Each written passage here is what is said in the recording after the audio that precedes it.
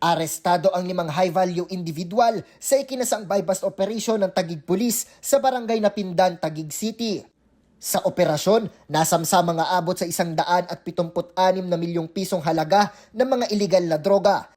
Nasa kustodiya na ng pulisya ang mga suspect at mahaharap sa karampatang mga kaso.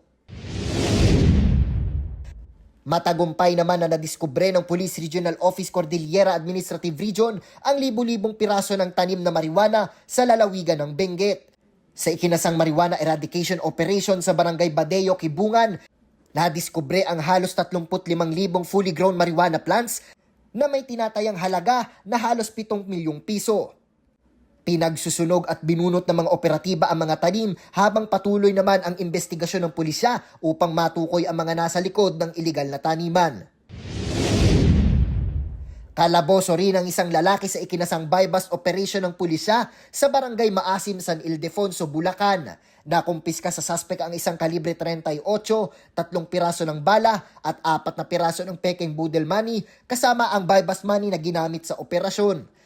Mahaharap ang suspect sa kasong paglabag sa Republic Act No. 10591 o ang illegal possession of firearms and ammunition.